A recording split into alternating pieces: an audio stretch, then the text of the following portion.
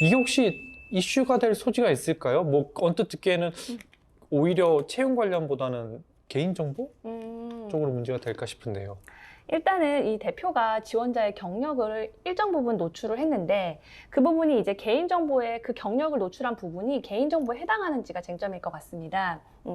근속기간 등의 고용정보도 개인정보에 해당은 할 수 있는데 여기서 일단 개인정보보호법상 보호 대상이 되기 위해서는 특정 개인을 알아볼 수 있는 정보에 해당해야 됩니다. 근데 제가 2차 사과문을 봤는데 일단 그 정보만으로는 이 지원자가 특정되었다고 보기가 어려워서 개인정보법 위반의 사례는 아니지 않을까 이렇게 생각이 듭니다. 사실 한 가지 더 짚어보고 싶은 부분이 있는데요. 이 사건 같은 경우에는 그 이전에 이 이슈를 제기한 사람이 본인의 이제 어떻게 보면 성명을 까고 SNS 같은 상에서 노출을 하고 진행을 했던 건이기 때문에 이후에 이렇게 해명문이 나왔을 때 어떻게 보면은 이것만으로는, 이 사과문만으로는 적시할 수 없지만 개인을 이것과 그런 사회적으로 노출된 충분히 접근 가능한 자원과 합쳤을 때는 충분히 이 개인에 대한 이야기다라고도 생각할 수 있을 것 같아요.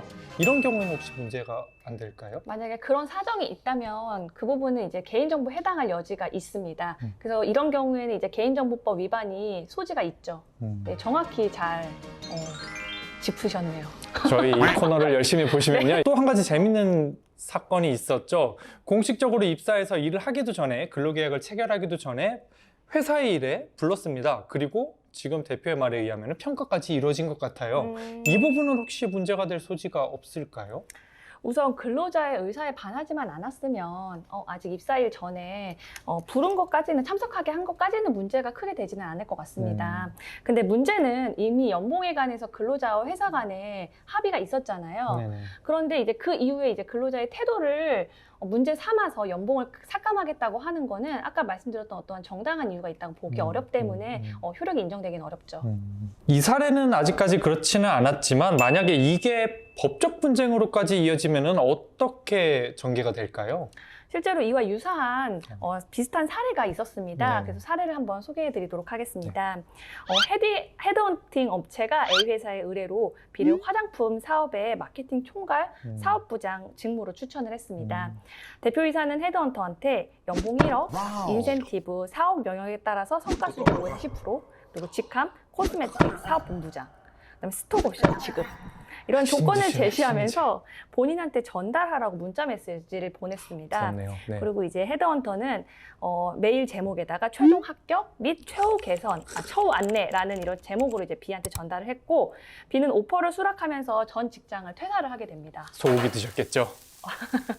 그리고 A 회사 과장이 입사 직전에 이제 B한테 계약 조건에 대해서 다시 이메일을 보냈는데 그 내용은 기존 내용이랑 다르게 연봉 6천만 원. 네? 6천만 원, 연봉 6천만 원으로 변경이 되었고 아까 1억이라고 하셨잖아요. 저도 지금 다시 보고 있어요. 연봉 1억이었는데 네. 연봉 6천만 원 이렇게 삭감이 됐고 그다음에 스톡옵션 지급 제한의 내용 또한 이렇게 삭제가 되었습니다. 그래서 B는 다시 이에 대해서 항의를 했고 이후 헤드헌팅 업체를 통해서 A 회사가 B를 채용하지 않기로 했다는 연락을 했습니다. 그래서 이제 이 근로자가 이런 일이. 이것이 이제 부당해고다라고 하면서 지방노동위원회에 제소를 했던 사건이죠. 이 사례에서는 그러면은 충분한 그런 뭐 구두 협의를 떠나서 서면으로 충분히 오갔던 사항이고 네, 그쵸. 근무도 실제로 하셨던 건가요? 아니에요. 근무까지는 아니고 네, 맞아요. 일단 협의는 다 끝쳐서 법적인 효력은 발생했는데 갑자기 처우를 네, 4천만 원을 깎았네요. 말문이 턱 막히는 사례인데 실제 존재했다고 합니다. 그럼 네. 어떻게 됐을까요? 네, 이 사건은 이제 근로자가 부당해고라고 다투면서 지방노동위원회에 제소를 했고 지방노동위원회, 이제 중앙노동위원회 그리고 재판 1심, 2심까지 진행이 됐던 사건이에요. 근데 이 4번의 심판 및 재판 과정에서 모두 회사가 패소를 했습니다. 그러면 이후에 조치는? 일단 부당해고로 판정이 됐기 때문에 그 다음에 이제 다시 복직을 시켜야죠, 회사는. 복직을요? 그리고 여기서 핵심은 문제가 뭐냐면 재판 과정에서 보세요. 지방노동위원회, 중앙노동위원회 1심, 2심까지 가면 이게 세월이 1년은 훌쩍 넘는단 말이에요. 그럼 그분은- 문제는 이제 네. 복직을 하라고 하는 시점까지 월급을 다 줘요. 와우. 그러면은 1억 기준으로 줘야 되는 거죠? 그쵸, 계약서에 있는. 이야. 그러면 그 뭐지 소송한 세월 아니 소송한 기간만큼의 그냥 연봉만 딱 주면은 땡인지 왜냐면 그 사람은 사실 복직 명령이 떨어져도 그 사람이 다시 일을 하기는 힘들 거 아니에요 그 회사에서. 가서 일해야죠. 진짜 전혀 비시거든요. 좀 징벌적인 차원에서 뭔가 조금 더 이렇게 저도 혹시 위자료나 이런 게 있나 궁금했어요. 노동자 입장으로 갑자기 돌변해서. 예. 일단 우리가 이거는 조금 좀 일반론적인 얘기인데요. 사실 법원에서 위자료 같은 거는 재산상 손해가 전보가 되면은 이 정신적 손해배상은 따로 인정해주지 않고 있습니다. 네. 근데 심상치 않게가 아니라 잠깐만. 이게 심심치 않게 일어난다고? 이런 사례가 근데 많나요? 변호사님? 두개 있잖아요. 솔직히 말씀드리면 근로계약 체결 이후에 회사가 이제 기존에 약속했던 거를 이렇게 뒤엎는 경우는 많죠. 많지만 문제 그런 삼는 경우에 경우가. 어떻게 하시겠어요? 회사에서 갑자기 내가 너 500 깎을 거야. 근데 회사는 이미 퇴사를 했어. 이런 경우에 어떻게 하시겠어요? 여러분, 네. 이직은 퇴사 선포는 이직하는 그날까지. 정말요. 예, 막막하네요. 그쵸. 다시 그냥 그거를 조건을 이제 수용을 아하. 하고 들어갈 수밖에 없는 거죠. 그러다 보니 이런 일이 많이 벌어지고 있어도 실제 이렇게 법률적인 이슈까지 진행이 되는 사례는 많지는 않습니다. 이럴 때 노동자 입장에서는 어떻게 대처를 하면 좋을까요? 일단은 법적 분쟁에 대비해서 그 근로 조건에 관해서 아까 말씀드렸듯이 회사와 주고받은 이메일이나 문자 메시지 같은 게 있다면 그런 증거들을 잘 수집해 놓는 게 중요하죠. 그리고 또 중요한 부분이 뭐냐면 방금 말씀드렸다시피 이렇게 회사가 일방적으로 연봉을 삭감을 하고 근로계약서를 이렇게 내밀었어요. 그랬을 때 이제 거기 자기가 이제 사인을 하면 이 근로 조건에 자기는 동의를 한 거기 그쵸. 때문에 네. 그 다음부터는 다투기가 어렵습니다. 아하. 네, 그렇다면은 내밀었을 때 잘 생각해 봐야죠. 그것도. 갑자기 왜? 망했다. 이런 경우에 그러면은 실질적으로 어떻게 대처를 해야 되나요? 이거를 어디에 어떻게 제소를 해야 되는지 뭐 이런 게. 일단은 회사가 연봉 삭감을 한 건 아니고 이렇게 연봉을 깎아서 제한을 한 거잖아요. 네. 그 단계에서는 지금 뭔가 하기는 좀 어렵고 거기서 만약에 나는 이거를 받아들일 수 없다 라고 했는데 회사가 해고를 하거나 아니면은 이런 조치를 하는 경우에는 이제 아까 말씀드렸듯이 뭐 지방노동위원회 제소라든가 이런 거를 이제 고려해 볼 수가 있는 거죠. 하지만 생각만 해도 아찔해서요. 예. 반대로 사용자 입장에서는 네. 어떤 점을 좀 주의해야 할까요? 일단 내부적으로 이런 일이 일어나는 게 회사가 작은 경우에 더 많이 일어나고 있거든요.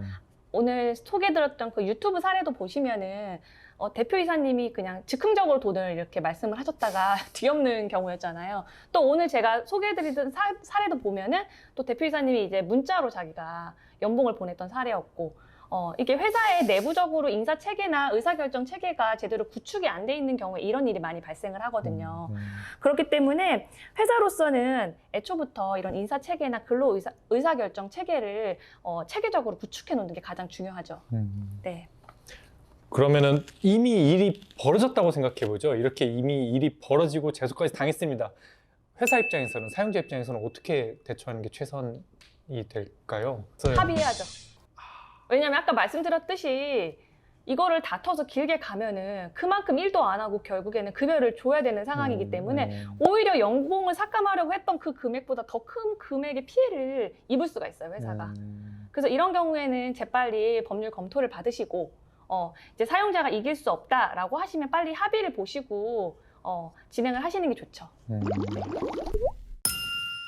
네, 오늘 좋은 말씀 감사합니다. 변호사님을 위해 준비했습니다. 연봉 협상 사행시로 한번 가보시죠. 일단 연봉 협상 사행시 하기 전에 제가 말씀드릴 게 있는데 너무 어려워가지고 저는 이틀 동안 아무리 고민해도 생각이 안 나더라고요. 그래서 저희 남편이 해줬거든요. 자랑을 좀 해보려고 지금. 네. 연말연시 너무 후끈합니다. 네. 연락 주세요. 봉, 봉사하는 마음으로 최선을 다합니다.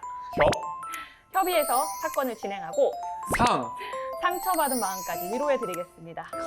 연말연시 우리 모두에게 따뜻한 위로의 메시지가 전해지는 것 같습니다. 남편분께 영상 편지 한번 남기시죠. 여보 고생했어. 오늘 모든 분야에 통달한 법률 마스터이자 신조차 모독하는 사상 최대의 천재 그리고 멈추지 않는 토킹 머신 한지은 변호사님과 시간을 나눠봤습니다.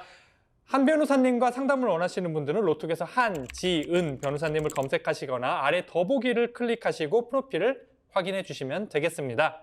콜미? 이거 하나 글을 읽어주시는 분은 오늘 처음이었습니다. 일하면서 법적으로 궁금한 것들을 댓글로 남겨주시면요 저희가 기꺼이 도와드리도록 하겠습니다. 그러면 다음에 뵙는 그날까지 무소송이 비소송이다. 와.